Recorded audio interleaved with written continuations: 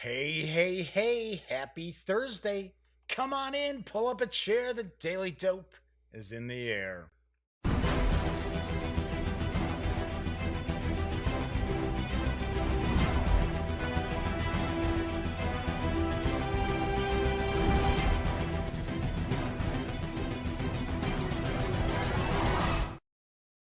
Howdy, howdy, howdy, gang. Yes, I'm Jeff McAleer, back once again as your host here at The Daily Dope, presented by thegaminggang.com, of which I happen to be the founder and editor-in-chief.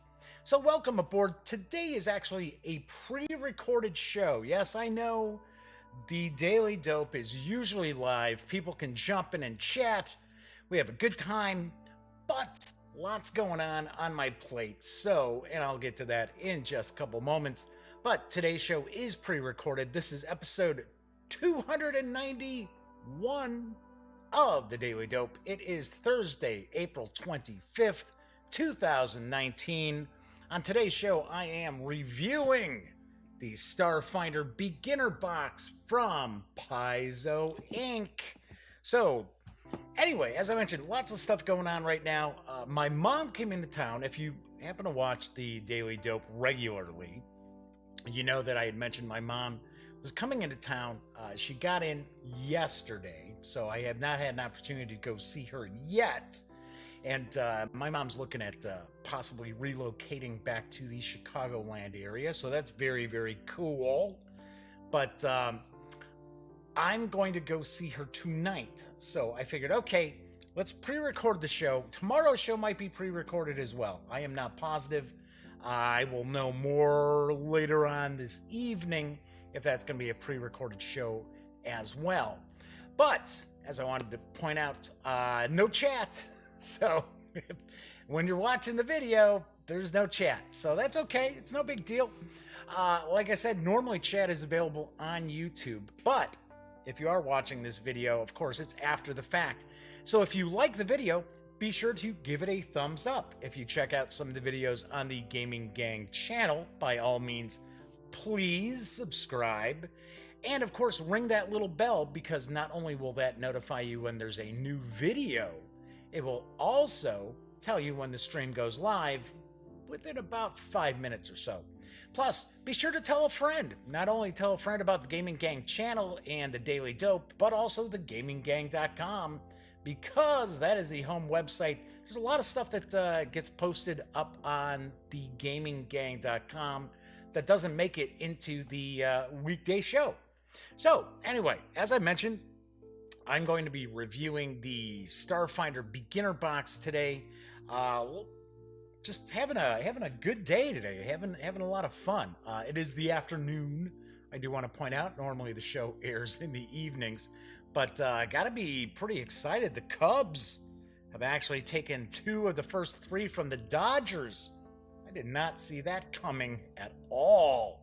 So hopefully, fingers crossed, maybe the Cubbies can sweep. They're back over 500. Didn't expect that to be so quick, especially when they started off the season something like, what was it, 3-8, 3-9? So good to see the pitching kind of get back together. Hitting needs a little bit of work. They're not hitting for high averages, but they are scoring some runs because they're taking some walks, so that's pretty cool. But before I jump into my review of the Starfinder Beginner Box, let me point out what's coming up on tomorrow's show as well as into next week. Plus, I will also mention a special standalone video I'm going to be shooting that I think I will post probably on Saturday. But on tomorrow's show, I am going to be reviewing Forum Trajanum from my pals over at Stronghold Games.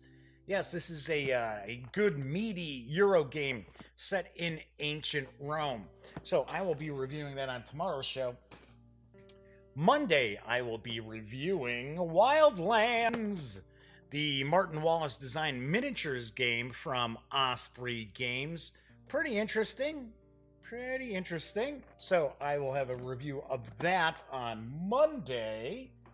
Then on Tuesday's show, I am going to review Tiny Towns. Lots of reviews, folks. Lots of reviews cooking.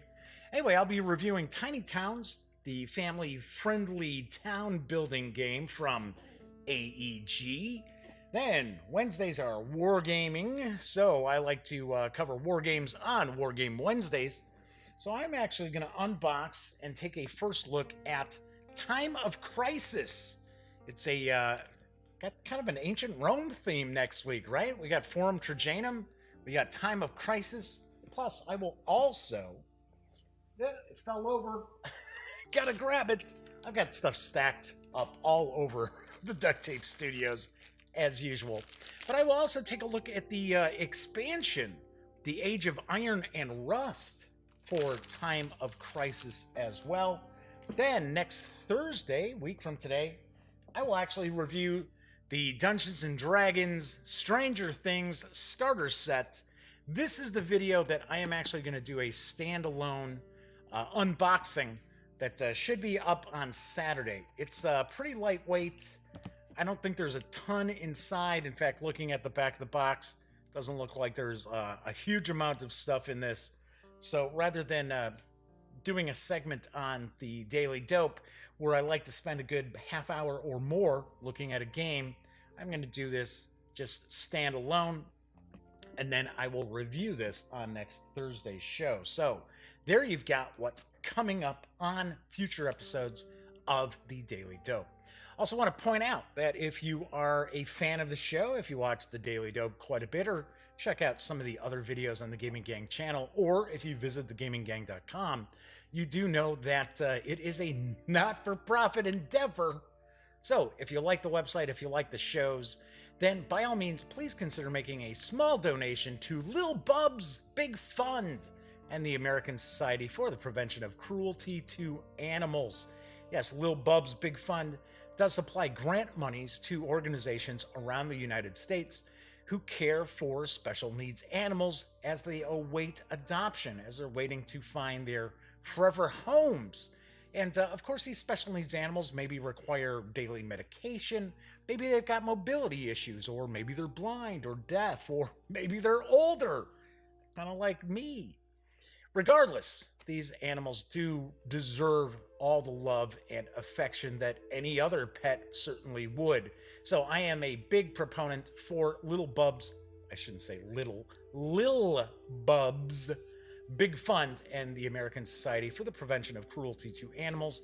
One thing that I always like to point out is 100% of all monies raised in Lil Bub's Big Fund is awarded as grants. That's not always the case with charities.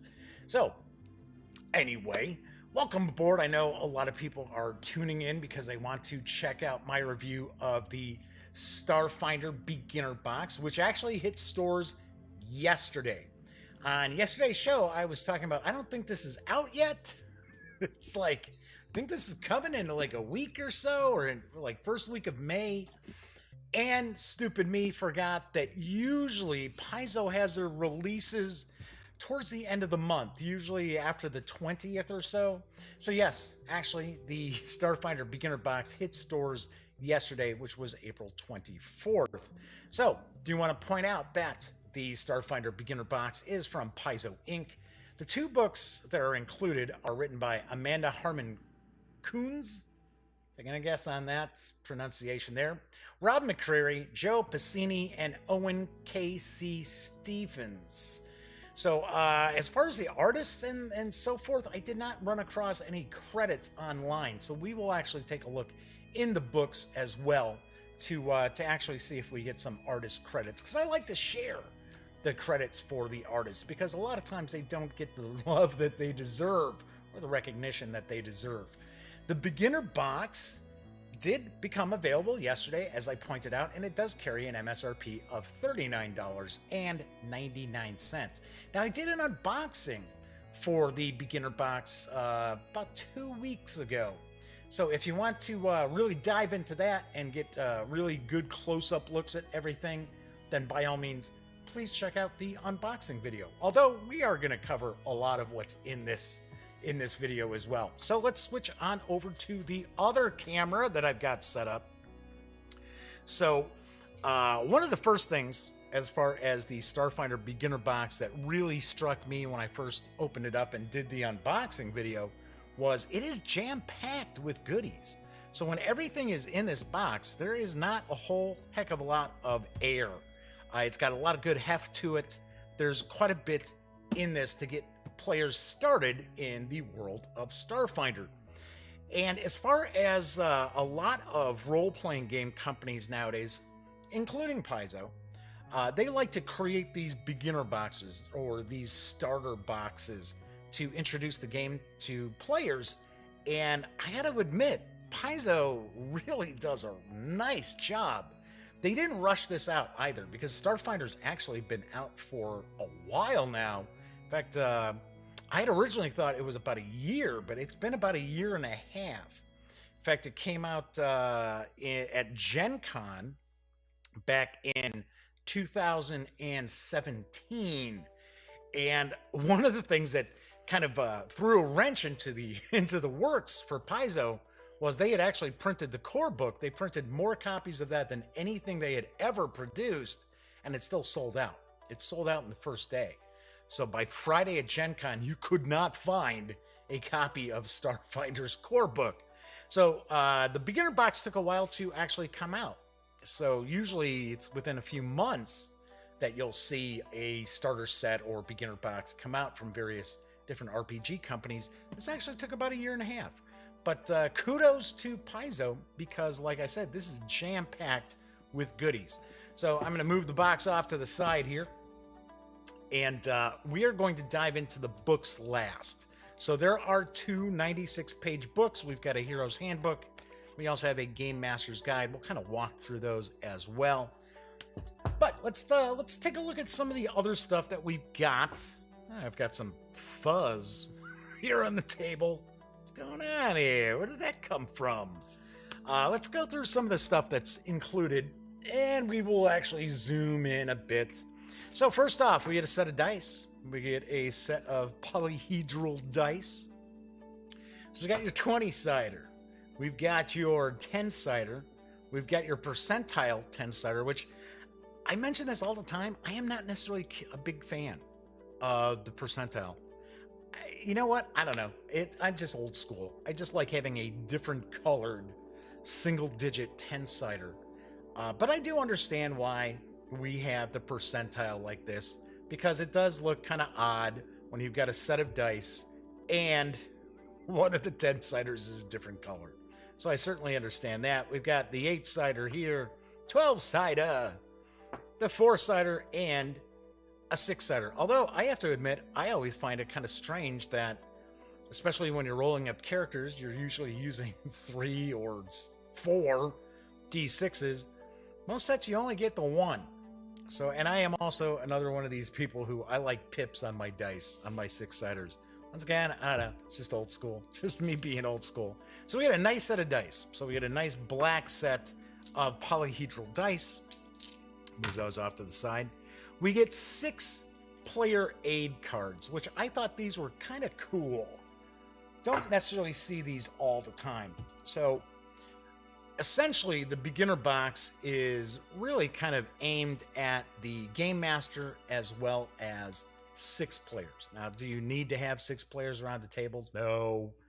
But each of the players is going to get this little kind of player aid card. So it's going to tell you, what can I do on my turn? And this basically is when you go down into like combat and things like that. So it's going to tell you, move, take an action. Here are the attack actions. You can use an item, use a skill, you can use a special ability, you can cast a spell. If you want to do an extra move, you can use that as your action, because movement's always optional. And you can also defend. And cool thing is, every one of these entries has the page number where the players can find that in the Hero's Handbook. Also talks about your basic roll as a D20 plus modifiers. And it talks about resting and how you can regain hit points as well as your resolve points, your daily use abilities, as well as your spell slots. Then on the back, it'll talk about the different conditions, possible conditions that your character can be under, off kilter, staggered, helpless, hampered, frightened. So I thought these were nice. And they're actually not just cardstock, but it's actually got a finish to it as well. So these should hold up to quite a bit of play. So we've got those. We got a bunch of stands for the pawns that are included. So we've got a few of the standard size stands. I almost said standees. No, they're actually stands. Then we've got larger bases as well. We do get one that is yellow, just to stand out. So we've got a bag of those, so I thought that was kind of cool, especially if you're somebody who has Pathfinder pawns already, or possibly picking up Starfinder pawns. This gives you a nice base set to be able to place those pawns in. So, speaking of the pawns, let's take a peek at these. So, we have 3 punch boards of the pawns, and we will take a look at them. One thing that I am not especially keen on is the way that these are cut.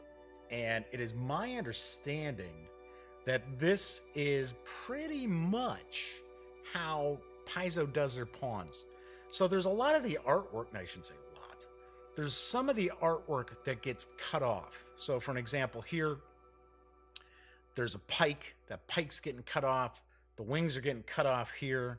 Wings are kind of cut off here as well. We've got the little goblin down here. The sword for the goblin's getting cut off.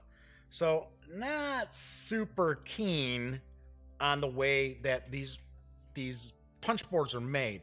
So either the actual pawn should be a little bit bigger, or they should scale the artwork down a little bit so that all of the artwork is included on the pawn. That's just my personal opinion, but you get all this really cool artwork and the artwork gets cut off. So each of these punch boards are going to have mainly medium pawns, and then each also has a larger pawn.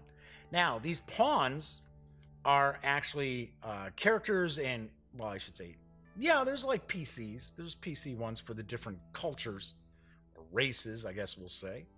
But there's also pawns for the creatures and NPCs that the players will encounter in the introductory adventure, which is included in the Game Master's Guide. Of course, these are dual-sided. There are no backs to the characters, though. So I always think back to some of the different like cardboard heroes and things like that Steve Jackson Games did way back in the day. I'm trying to remember the artist. I want to say it was like Dennis Labat or something like that was the person's name. Did like all the artwork for Car Wars, did tons of artwork for Steve Jackson Games. And it was funny, they had cardboard heroes, which were sort of like this, except they weren't, nice and thick like these pawns are. But they would have a front, and then when you flipped them over, they had a back as well, which I always thought was kind of cool. But that is not the case here. So as far as facing, I'm taking a guess that whatever direction the artwork is facing, so the character, creature, what have you, is facing, is going to be how you face, how you count the facing of the actual representation. So we've got this nice punch board here, and we got another one right here. Like I said, really cool artwork. I like the artwork on these. So we've got that, once again, as I mentioned, dual-sided. And these should stand up to a lot of wear and tear at the gaming table. And then we also have this punch board here as well. You've got the various different races represented. You've got a few different options as far as utilizing the pawns for your own player characters. There are 6 pre-generated characters that are included in the beginner box as well. So you're able to represent them with these pawns. So there we go. We've got that. We've got, which I thought was kind of funny. So we've got, before you go any further, read this first. Stop. Read this first. So it's telling you, okay, do you have a group of players? Excellent. This is what you're going to do. All right, so are you sitting at home by yourself? Checking out the rules? Why don't you do this? Because there is actually a solitary adventure that is included in the Hero's Handbook. It's very short, but it's to kind of give you an idea of the game mechanics in that. So we've got that, then it's going to show you, okay, this is everything that's in the beginner box. Interestingly enough, this is not just a piece of paper. This actually has a finish to it, and it's a thicker paper stock. So I was kind of surprised. I mean, honestly, Paizo could have just simply said, okay, just, print up a sheet, toss it in there. We don't need to put any finish on it. But they didn't. I thought that was cool. I thought that everything about the beginner box really does scream quality. That's the first thing that I noticed. Everything about this really does scream quality. Yes, granted, I have some quibbles like the pawn artwork getting cut off. Yes, but for a $40 MSRP, basically $39.99, I was very, very pleasantly surprised by how much gaming goodness is actually jam-packed into this box. So we've got 6 character sheets. So if your players want to create their own characters, they don't want to use the pre-gens, then you've got 6 dual-sided character sheets. Sweet. Very nice. And paper stock is pretty good. It is just, it's granted, it's not finished or anything like that, but it's not just cheapo, really thin paper as we see with a lot of role-playing game boxes. So we've got that. Then we have the 6 pre-gens. And each of these pre-gens will kind of give you an idea. Okay, so what does the Technomancer do? For an example here, blends magic and technology. Wields magic to blast, if you want, if these are things that you like to do with your player character, right? If you like to wield magic to blast your enemies, you might want to check out the Technomancer. If you want to use technology to power your magic. If you want to read minds and communicate telepathically. So we've got the pre-gen here, talking about, and it explains every portion of the character sheet. So it's also talking about the traits for this race here. Talking about class features of the class, of the Technomancer class. So then we've got the filled in character sheet. So we get the 2 sides kind of squeeze into the one here. So then we show the skills, we show the weapon, ranged attack and melee attack bonuses, hit points, resolve points. And then we get a little bit of a backstory about this character. There is more backstory for each of the pre-generated characters available online at the Paizo website, because modern role-playing games tend to focus a lot on the backstory of the characters when you create them. So everyone out there who watches the Daily Dope knows that I am a big proponent of old school Renaissance games, old school revival, what have you. And backstory wasn't a big deal when you were creating your characters, because your backstory would actually be developed through the adventures you went on, where that's not necessarily the case with more modern role-playing systems, where people want to have this big, detailed backstory about their characters. Another difference, of course, is that your characters, your first level characters, your beginning characters, all tend to have way higher survivability than old school did way back in the day. So, and I will actually discuss that when we kind of get into the rules a little bit too. So we've got the soldier class. So if you want to be the strongest and the toughest character around, use the biggest weapons, wear the best armor, and excel in melee and ranged combat, you probably want to be a soldier. And then the culture that this character is from is the Vesk. They're kind of like these lizard people. Once again, we get the character sheet talking about all the different like class features, the different skills. Talks about how do you make a skill check.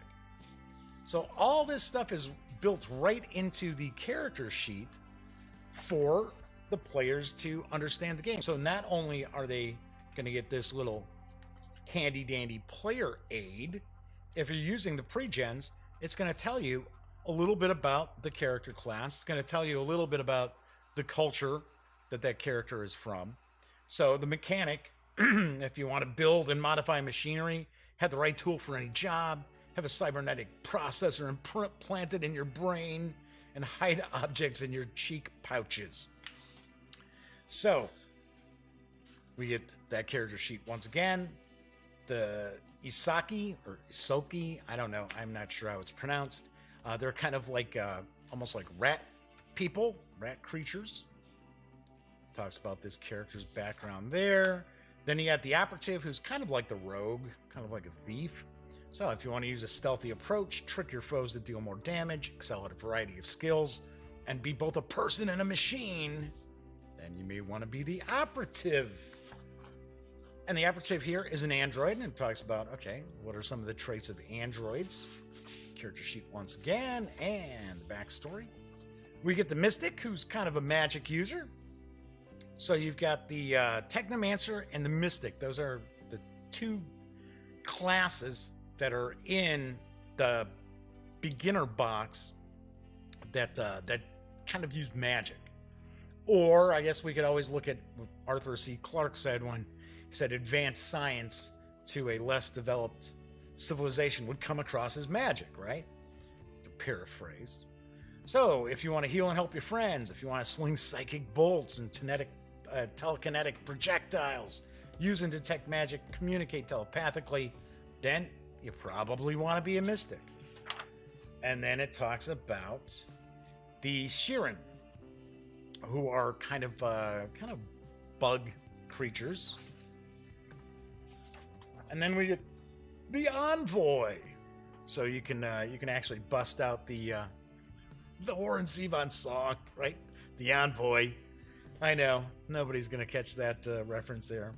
But if you want to be a charismatic people person, make friends and intimidate foes, inspire your allies, and undermine your enemies, then you want to be the envoy. Somewhat like kind of a bardish character. And they are a human, so they happen to be a human character. Once again, we get the character sheets, and then we also get a little bit of the backstory. So we got 6 of the pre-gens, so we got all of those. Then, I guess might as well zoom out for this here. We've got a flip mat, which is going to be for the adventure itself. That's included.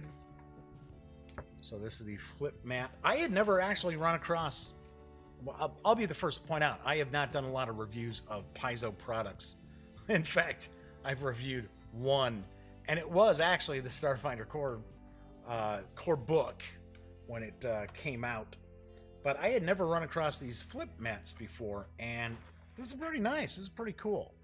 What I actually really dig about it is, if you flip it over, you've just got a grid. And I might actually utilize this for non-Starfinder adventures when the characters are mapping. So I might actually be utilizing this. I am not one of these people who uses miniatures, pawns, things like that in my role-playing games. But if we're doing old school fantasy, there is mapping that's going on. Then we get Starfinder Society ad, as well as the adventure continues. So if somebody's interested in taking their characters beyond 4th level, which is pretty much as far as you can go in the beginner box, it tells you, okay, so what can you go and pick up? So there there are a variety of products that are out for Starfinder. Not a ton. Of course, there are adventure paths that come out every month. There is the I want to say there's 2 alien bestiaries that are available. We also have the Packed Worlds book, because that's kind of the setting, is the Packed Worlds. There it is. There's the Alien Archive. I think there's 2. I thought there's 2. Maybe the second one is on the horizon. So, let's jump on into the books. We're going to kind of page through the books a little bit. So first off, we've got the Hero's Handbook. Get some of this stuff kind of out of the way so it's not this detracting from the book itself. Let me grab a quick sip here.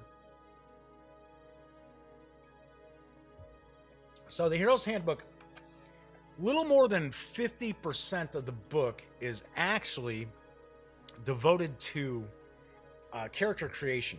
I know I'm going to fold this down. I'm a bad man, but I'm trying to make sure that I don't get a ton of glare so people can see this. All right, so we've got our credits here. We have a lot of artists, so I'm not going to read through all of them. Let's do this. Like I said, I always like to give credit to the artists. So here we go. Here we've got all of the interior artists. Like I said, there are loads of them. The artwork throughout the book is pretty cool. Well, actually, I'm cutting off some of the artists' names with my noggin here. There we go. There we go. Let's get them all in there. All right. Zoom back out. A little bit more. There we go. Nope, still a little bit more. Okay. All right. So, as I said, about 50%, a little more than 50% of the page count is devoted to creating a character. So, we're going to start off, we've got a little bit of a solitaire adventure, Scoundrels in the Spike, and this, kind of the setting for the introductory adventure here is Absalon Station, and it has kind of a beanstalk to it that leads down to the planet, and it's called the Spike, and it's almost like a city. There's all different levels to it, and some haven't been visited in years and years. So it kind of is the basis of the introductory adventure. The book kind of, especially when you get into the Game Master's Guide, kind of presents it as like your first few adventures should take place in Absalon Station or the Spike itself. So it shows you, okay, what dice you need. So it's going to be almost along the lines of a create your own adventure. So, okay, if you're going to do this, go to this entry. If you're going to do this, go to this entry. A lot of times when you run across something where it's like, oh, okay, so you're going to have to do this, it gives you all, like, your attack bonus. Gives you everything broken out here for you. So I thought that was kind of cool. You can run through this in just a few minutes. It doesn't take very long at all. But it's cool to kind of introduces any player, even the game master, to the system itself. Now there are differences between Pathfinder and Starfinder. I am not well versed with Pathfinder. I will hopefully be with the new edition when it's coming out, because we should be able to have an opportunity to look at a lot of the stuff that's coming out in the initial wave. But from my understanding, we tend to see Starfinder's a little more streamlined than Pathfinder. So it's almost, I'm not going to say that a lot of the mechanics of Starfinder are carrying over to Pathfinder 2.0, because I have really not looked at Pathfinder 2.0. But to me, at least from what I remember when I first looked through Pathfinder's original core book and Starfinder, this is a bit more streamlined, little less detail, like feats and things like that. Feats are a big deal in Pathfinder. Feats really aren't a big feature of Starfinder. So we've got a little bit of an example of play here, which I have to admit, I'm glad that this didn't just go on for pages and pages and pages, because I really do. I find the examples of play or the what is role-playing sections in role-playing game books to be kind of yawn-inducing, to be honest. So, talking about getting started, see, there's what is a role-playing game? Okay, boom, we got a few paragraphs, got a couple of paragraphs. What's in the box? Talking about the dice, talking about rolling dice, rounding numbers, basic concepts of the game. D20 plus modifiers, those are your basic concepts. Talking about the different attributes, talking about experience points, hit points. Instead of gold pieces, we've got credits. Then we get into the overview of creating a character, and this really does walk you through the process. And I remember, reading, go way back, or the old school role-playing games, even newer role-playing game books, the core books, just say, well, okay, just throwing classes at you, throwing the different cultures at you that you can choose from, and some of it can be pretty overwhelming. Here it's pretty simple. It's like, okay, first off, you're going to choose your race, and it gives you the 6 core races for Pathfinder. Now, for those out there who are sort of like, well, I want to play a dwarf in space, or I want to play an elf in space, there are legacy races that you can utilize. If I remember correctly, I thought they're in the core book, but I believe there is a Starfinder SRD that is available for free. I think the legacy races are included in that as well, but these are actually the core races for Starfinder. So one of the things that I liked, and I mentioned it when I did my review of the core book for Starfinder, was I gave kudos to Paizo for not just saying, oh, well, let's just port everything over from Pathfinder and make it like a science fantasy game. They didn't do that. They actually put in a lot of work creating new classes, new races to choose from. So then you're like, choose your theme. So what kind of character are you looking to play? And then it's choose your class. And you're going to generate your ability skills. So, of course, we got strength, dexterity, constitution, intelligence, wisdom, and charisma. The 6 core attributes we find in a vast majority of role-playing games. So, talking about your modifiers, adding up your resolve points. So, resolve is pretty interesting, too, because it's kind of like luck and, you're like wherewithal. You can use your resolve points to change what's going on in the adventure itself. I don't want to necessarily say like fate points are in like Fate, right? Or Benny's are in Savage Worlds, but a little similar to that. So then it talks about class suggestions. So if you're kind of like, well, I sort of want to play this, well, maybe you should take a look at this. One of the other things that I want to point out, if you're looking at comparisons to like really old school, none of the races have restrictions. So it's not like, well, I want to play an android. I want to play an android envoy. And it's like, oh no, you can't do that. Can't be an android envoy. No, it's basically open to whatever you want. There are no restrictions as far as levels either.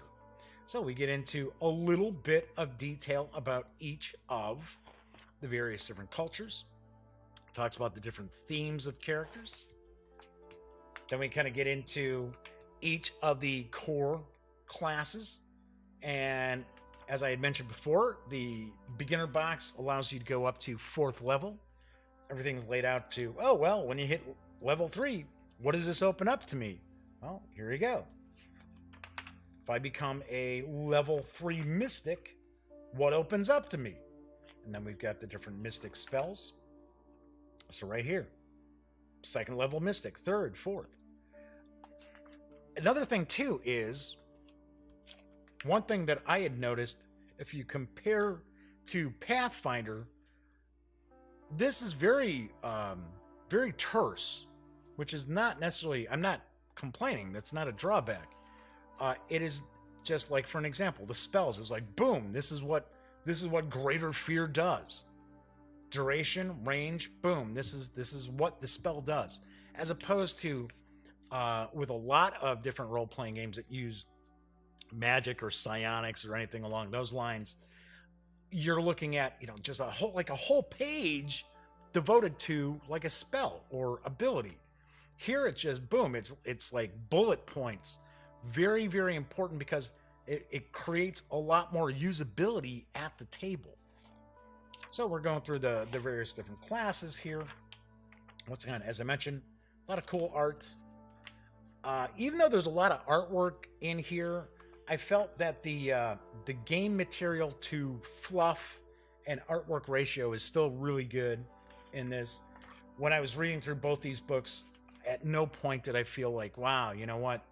People are getting cheated. It's, I like artwork like the next person, and a lot of times the artwork gives me, a little bit of a boost, gets my juices flowing, right, to run something. But then again, I'm also the person who sits there and says, well, there's way too much artwork in this. It's like you get 20% gaming material, the rest is fluff and art. That's not the case here. Then we go into the skills. Not a ton of skills. Got a handful of skills here. But, once again, this is not a basic role-playing game or D100 game. So you find that we've got some kind of overall encompassing skills here. So for an example, we've got medicine, we've got culture, we've got technology, stealth, survival. We're not really just, diving in and really taking a deep dive into various different skills. There's no, speak whatever language at a percentage chance, right? There's no spot hidden item. There's perception, but perception covers a lot of different things. Then we got the feats. Like I said, maybe it's just me, but I don't think that Starfinder really gets, and then maybe again, it's just because the beginner box is only going to 4th level.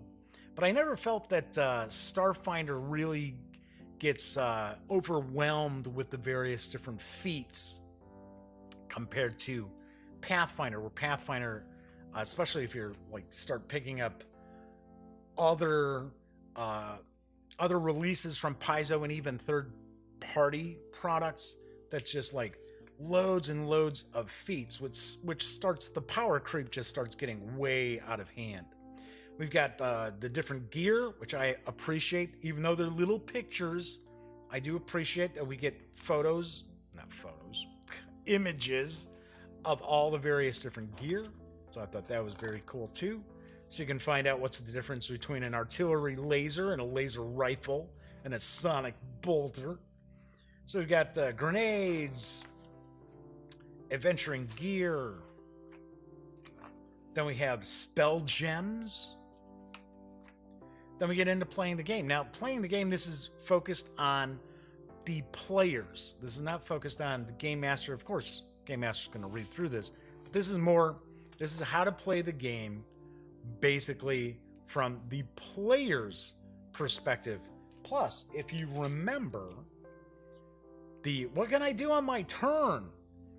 All of these options, all of these actions, it tells you right here where you're going to find it in the Hero's Handbook.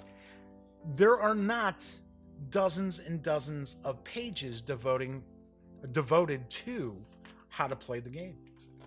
Talking about using abilities, talking about movement, talking about a little bit of a background of the setting itself. There's what's known as the drift, which is kind of this dimension where you can utilize hyperspace to travel between worlds. We do have a variety of different starships. One thing that is not included in the beginner box are rules for starships and starship combat. So it's important for people to keep that in mind. So for an example, combat. We're not looking at 30 pages devoted to combat. Actions. Choosing a target, using an item, using a skill, casting spells. injury, death, and healing.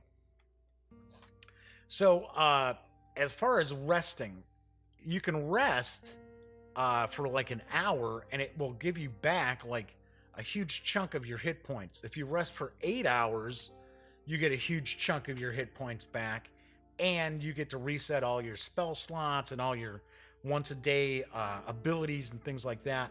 That's why I was talking about how the survivability of first level characters is much, much higher in newer games than in the old school sort of games. Then we get a description of the different conditions, which we also have on the back of the player aid.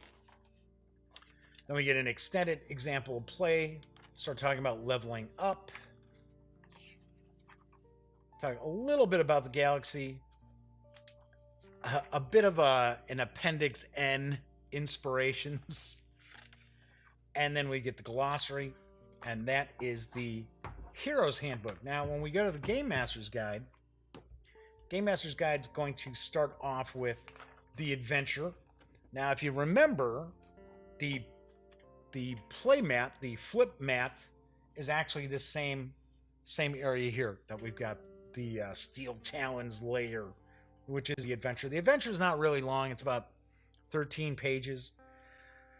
Gotta point out, and I do kind of understand why the adventure is presented this way. It's a lot more combat oriented than I would personally like to see in an introductory adventure. There are really not much by way of social interactions. That's one of the reasons why I dig like the old school vibe to games. Now, that's not saying that you can't run Pathfinder however you want to. You can run Starfinder however you want to.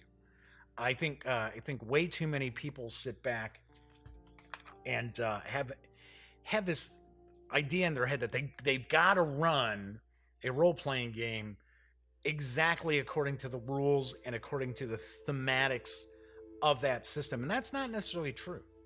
But I always like the old school aspect where the encounters aren't necessarily balanced, and there should always be a non-combat related resolution to problems. That's not necessarily the case in the adventure here. It's a lot of combat. There's some traps. There's some environmental aspects to the various different rooms.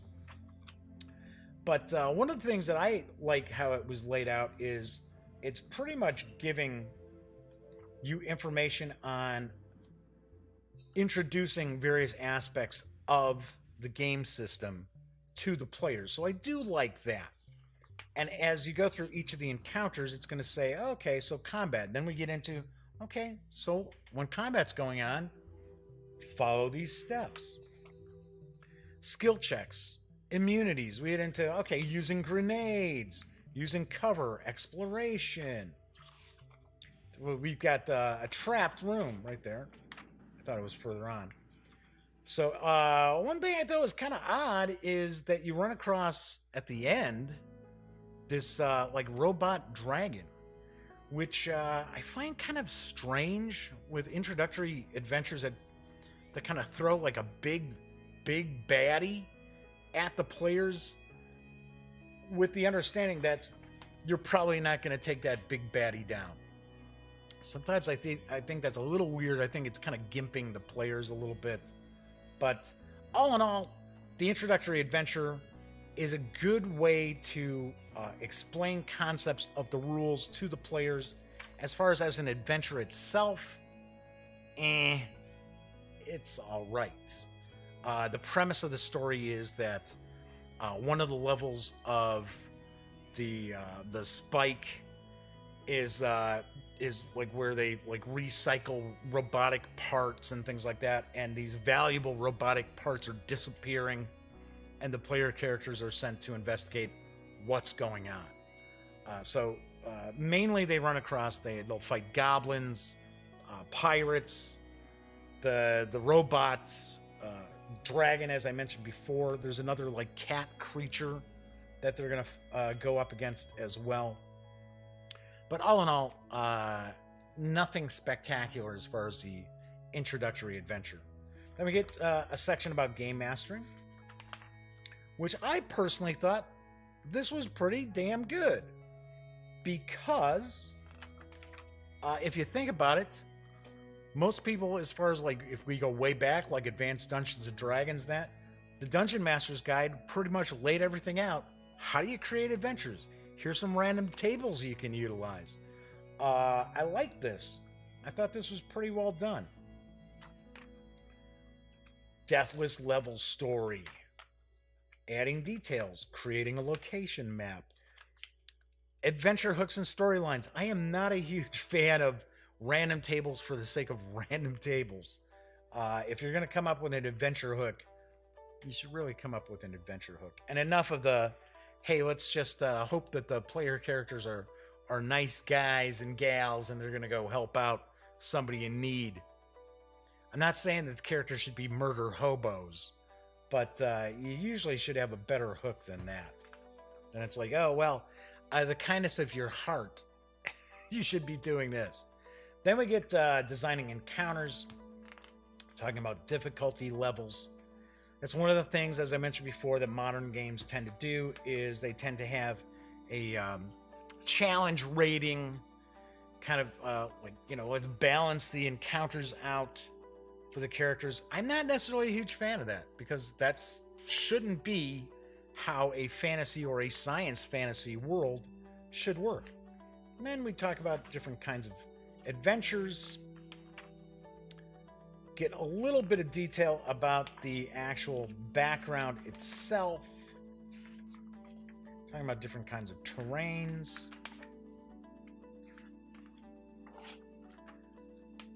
traps. I always like traps. Grimtooth's traps, the early editions of Grimtooth's traps were always pretty fun reads. Then they just kind of got out of whack. Then we get a section about computers, and now we start getting into the Absalom Station, the galaxy itself, and these are just little bite-sized nuggets of information. The players and the game masters are never overwhelmed with too much background, too much fluff in the beginner box. Like I said, unfortunately, there's no rules for starships and starship combat or anything like that. But we start getting into where we'll see, a page, maybe 2 pages about a specific topic. Then we're going to get a bestiary. And maybe it's me, but these seem pretty concise, pretty to the point for each of these different creatures and different races, things like that. I think it's pretty cool that it's just kind of bite-sized. It's not taking up 2 pages to talk about the crest eater here, 2 or 3 pages, 5 pages. So all in all, I really like the brevity of a lot of the beginner box as well, because sometimes you'll find that when writers are creating adventures or writers are creating actual gaming systems, a lot of times they forget that, hey, you know what? This stuff has to be run at the table. You can't have an adventure that's got, 2 pages devoted to a single room, because the game master has to run that at the table if they're running a pre-published or a produced adventure or module or adventure path, if you want to use that. Talking about a little bit of random encounters. And then where do we go from here? Talking about the various different products that are available from Paizo for Starfinder. And we get more references. So we get a little combat reference again, we get a rules reference, and then on the back, we get a handy dandy combat reference guide. So as I mentioned, we've got the 2 books that both clock in right about 96 pages. So we've got the Hero's Handbook as well as the Game Master's Guide. Let's put all this stuff back into the beginner box. So as I mentioned previously, we've got the 3 punch boards of pawns. We've got a little bit of advertising here. We've got the, hey, stop, read this first. We've got the 6 player aids. We've got the 6 pre-generated characters, as well as the 6 character sheets. We've got the flip mat. We've got the GM's guide, the hero's handbook. We've got the stands for the pawns, and we have a set of polyhedral dice. And that is what we find in the Starfinder Beginner Box. So overall, what do I think of the Beginner Box for Starfinder? Well, as I had kind of hinted at before, I was very, very pleasantly surprised at how much gaming goodness is packed in the Beginner Box. Especially at a $40 MSRP, right? $39.99. I would take a stab. You go online to some online retailer, you may pay less than that. I know, don't give me a hard time about talking about going and buying stuff online. If price is important, consider going to an online retailer instead of your friendly local game store. But there's tons to like. I think it's a great introduction to Starfinder. I don't think it overwhelms new players. It's not presented in a dummied down way either. There's a lot of gaming to be had because you can actually take your characters from 1st to 4th level. You've got the 2 96-page books. You've got all the pawns. You've got the character sheets. If everything that's in this box were sold separately, you'd probably be looking somewhere around $60, maybe a little more than that, maybe about $70. So I think you get a great deal price-wise on the beginner box, even if you're paying MSRP. There are a couple of things that maybe I'm not so keen on. One is I don't like how the artwork's cut off on the pawns. I would have liked to have seen a little more starship information. The introductory adventure is kind of meh, and it's not really, it's just you've got the solitary adventure to start off the book, which is only a few pages long in the hero's handbook. Then you've got the introductory adventure in the game master's handbook. But that adventure isn't going to get your characters up to 4th level. It's just a single adventure. Whereas if we compared it to, let's say, the 5th edition D&D starter set, the Minds of Philandavar or whatever it was, that gave the characters a lot of opportunity to level up along the way. So it's not as if there's like a mini campaign that's included, it's just an introductory adventure. Outside of that, I mean, those are like my small negatives. Oh, and really there's no discussion of like legacy races, which I would have liked to have seen. Maybe just a page for each, you know. Some people want to play their space elf. They want to play their space dwarf, their space halfling. So there's that. So those are small negatives. But the positives certainly completely outweigh any negatives whatsoever. Lots of gaming material in there. Lots of, I don't want to say hand-holding because it's not presented that way. But there are lots of cross-references throughout the materials of, hey, you need to find out where this is at? Boom, you go here. Or, for an example, when you're running the introductory adventure, it's like, okay, so when you've got a combat scene, this is what you look to do. Oh, hey, now we're going to introduce using skills. Now we're going to introduce, like grenades, all just different stuff. I like how it kind of just, the introductory adventure kind of builds on little pieces of the mechanics of the system and kind of just integrates that easily enough for the players and the game master to kind of cut their teeth on the system itself. So all in all, on a scale of 1 to 10, I give the Starfinder Beginner Box a very, very solid 9.1 out of 10. Like I said, I've got a few quibbles, but nothing that I would feel should dissuade anyone from picking it up. I think the beginner box is an excellent introduction to Starfinder. Players and game masters could kind of dip their toes in, see if it's a science fantasy setting and system that they want to just kind of dive into and learn more about. That's not going to cost them an arm and a leg. You don't have to go out and buy, 3 core books for $80 to $120 or anything like that. So really, really think that the Starfinder Beginner Box is an excellent value. And if you have any interest in space fantasy, by all means, give it a try. All right, so that is it for today's show. As I mentioned, on tomorrow's show, where did I hide it? Oh, there we go. I am going to be reviewing Forum Trajanum from my friends over at Stronghold Games. As I mentioned before, I am not positive if it's going to be a pre-recorded show or not. So if you follow me on Twitter at The Gaming Gang, you will then find out probably soon after I do. Anyway, as I like to point out, when you're not watching videos on the Gaming Gang channel, please be sure to visit thegaminggang.com for all the latest in gaming news, reviews, comics, movies, TV. By now you know the drill. Get your geek on at thegaminggang.com.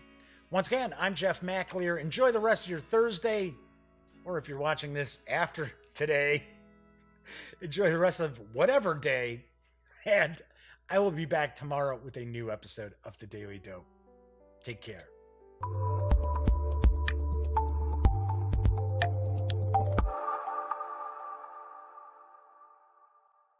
Thanks again for watching The Daily Dope, presented by The Gaming Gang. If you like this episode, be sure to give it a quick thumbs up.